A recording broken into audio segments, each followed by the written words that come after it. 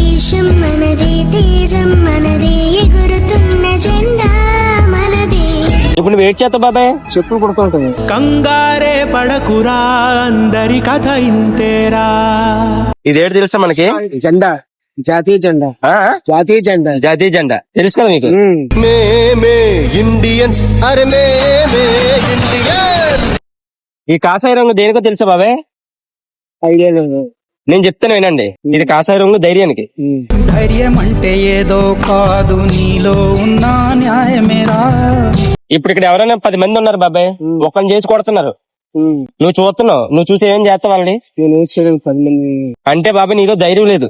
ఈ కాషాయ రంగు ధైర్యానికే. ఈ తెలుపు రంగు అనేది శాంతికి బాబాయ్. ఇప్పుడు మనకి ఇప్పుడున్న సమాజంలో మీరు బతకగలుగుతున్నారా? ఇప్పుడు ఉన్న మనుషుల మధ్యలోని కష్టంగా ఉంది, చాలా కష్టంగా ఉంది. ఇంటి పేరు కాదురా గాంధీ. మీరు ఇక్కడ మనుషుల మధ్యలో బతకలేకపోతున్నారంటే శాంతి లేదైతే.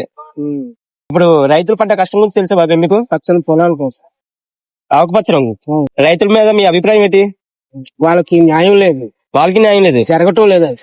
కష్టపడి అప్పుడు మనం తింటున్నాం అన్నం వాళ్ళు పెట్టిందే, మనం పుష్టిగా తింటున్నాం, ఎక్కడెక్కడ వృధా చేస్తున్నాం. ఆ అన్నం కూడా వాళ్ళు తింటున్నారో లేదో కూడా తెలియని పరిస్థితిలో ఉన్నారు వాళ్ళు కూడా. రైతు కంట నీరు చూడనై. ఈ అశోక చక్రం అన్ని ధర్మానికి. దీనికి మరి ఇప్పుడు దీన్ని ఏమంటారు? ధర్మం కోసం మాట్లాడితే మీరు ఏమంటారు? ధర్మం కోసం ఈ రోజు మాట్లాడే ఎవరు లేరు కదా. ఎవరు లేరు. మంచిగా పోతే ఏమీ లేదు, ఏమీ లేదు. అలాగని మనం వేరే ఉద్దేశం చేస్తే కష్టాలు.